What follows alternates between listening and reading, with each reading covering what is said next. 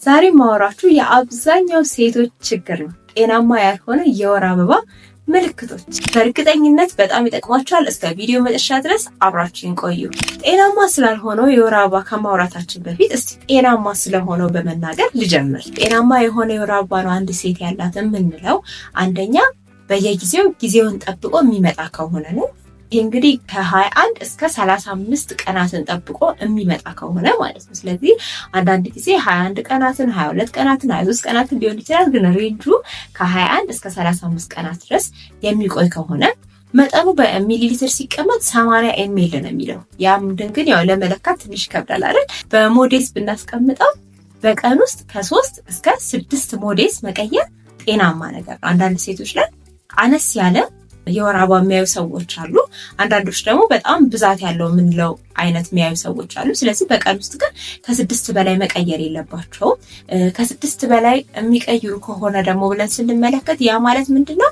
በየ1 ሰዓት ወይም በየ2 ሰዓቱ የሚቀይሩ ከሆነ ሞዴል ይሄ በጣም ከፍተኛ የሆነ የወር አበባ እየፈሰሰ እንደሆነ ያሳያል ማለት ነው። ስለዚህ ሕክምና የሚፈልግ ነገር ነው ማለት ነው።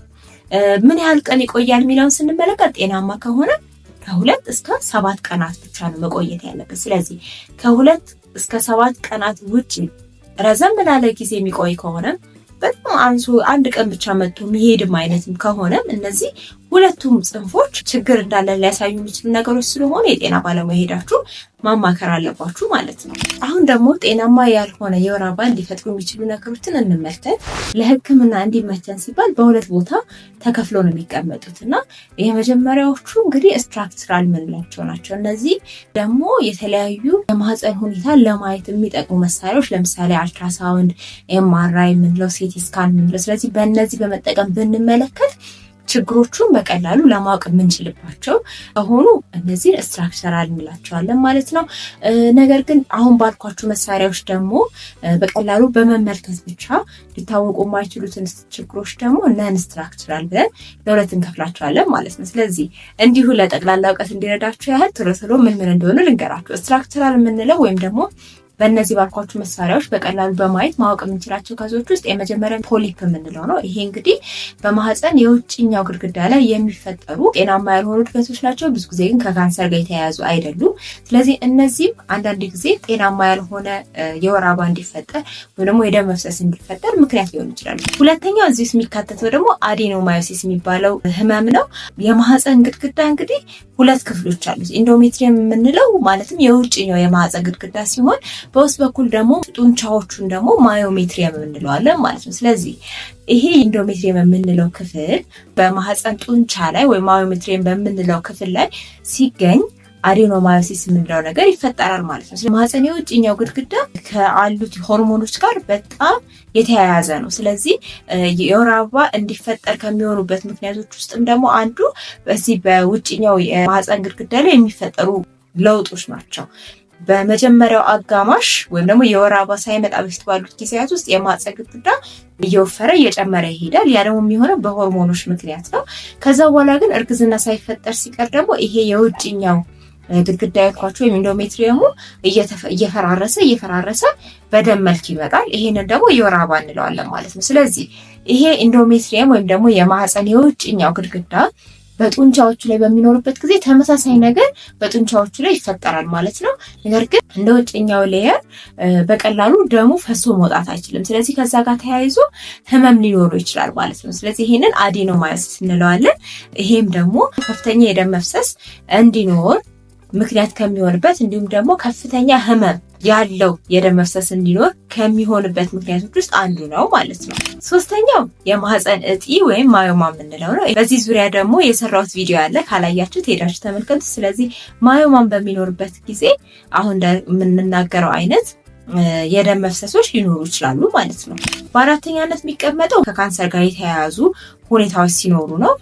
ይሄም ደግሞ እንግዲህ የተለያየ ደም መፍሰስን ሊፈጥሩ ስለሚችሉ ያው መታየቱና በሕክምና መታገዙ የተሻለ ነው ማለት ነው። ስለዚህ እነዚህ ነገሮች አሁን የጠቀስኳቸው ነገሮች በሚኖሩበት ጊዜ ማህፀንን በተለያዩ መሳሪያዎች በመመልከት ምን እንዳለ ወይም ሁኔታውን ለማወቅ ይረዳናል ማለት ነው። ስለዚህ ያንን ስትራክቸራል የሆኑ ከስትራክቸሩ ጋር የተያያዙ ምክንያቶች ብለን እናስቀምጠዋለን ማለት ነው። ነን ስትራክቸራል የምንላቸው ምልክቶች ደግሞ እንዳልኳችሁ በተለያዩ መሳሪያዎች በመጠቀም ማህፀንን በመመልከት ብቻ ማወቅ የማይቻልባቸው አይነቶች ናቸው።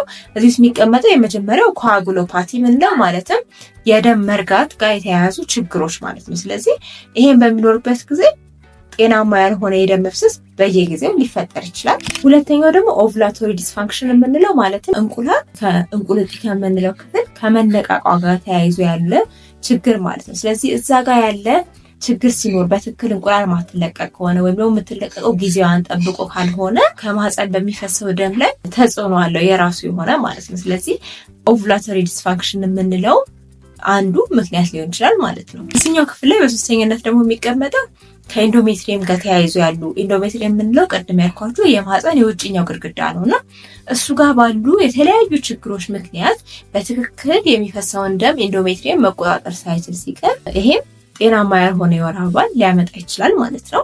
በአራተኝነት እዚህ ጋር እናስቀምጥ የምንችል ላትሮጀኒከስ የምንላቸው ማለትም ከተለያዩ መድኃኒቶችን ከመውሰድ ጋር ተያይዞ የሚመጣ የወር አበባ መዛባት፣ የወር አበባ መጠን ከፍተኛ መሆን ወይም መቀነስ፣ ይህንን ላትሮጀኒክ እንለዋለን።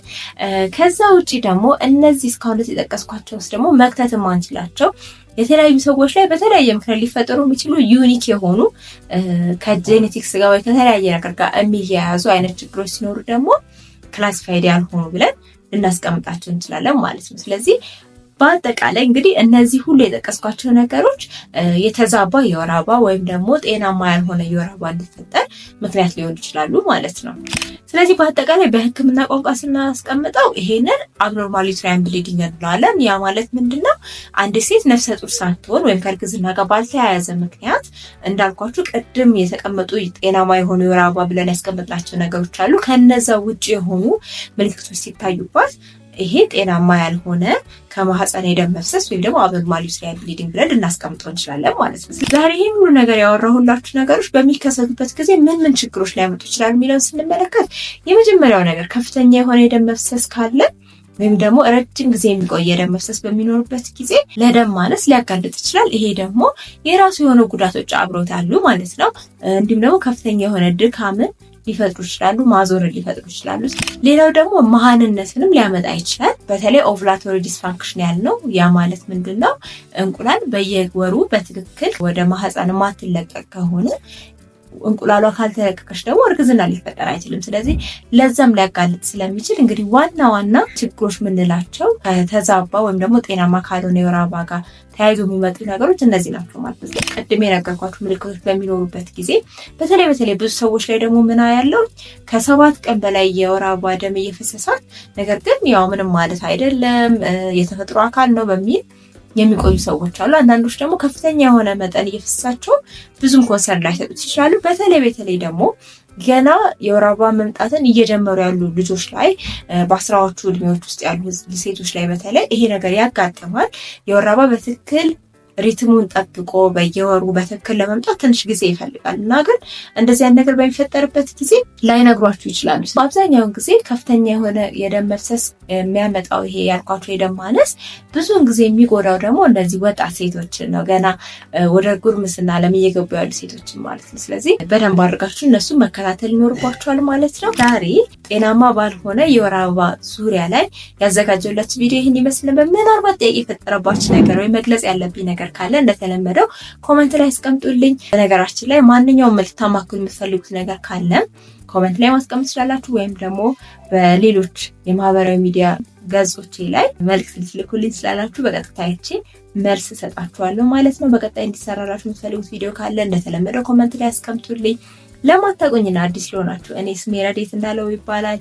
በሙያዬ ሚድዋይፍ ነኝ። በዚህ ቻናል ስለ እርግዝና፣ ወሊድ፣ ስለ ተዋልዶ ጤና በአጠቃላይ ማለት ነው እንዲሁም ደግሞ ስለ ህጻናት እንክብካቤ ሀሳቦችን አጋራለሁ። የሚመቻችሁ ለብዙ ነገር የሚጠቅማችሁ ቻናል ስለሆነ ሰብስክራይብ ማድረግ እንዳትረሱ። ሁሉም ደግሞ የሚለቀቁት ቪዲዮዎች እንዲደርሷችሁ የኖቲፊኬሽን ምልክቷን እቺን ደውል ማለት ነው መጫን እንዳትረሱ። ይሄን ቪዲዮ ላይክ አድርጉ። ለሌሎችም ስለሚጠቅም ደግሞ ሼር በማድረግ አጋሩ። ለዛሬ ያዘጋጀሁላችሁ ይሄን ይመስል ነበር። በቀጣይ ቪዲዮ እስከምንገናኝ ድረስ ቻው ቻው።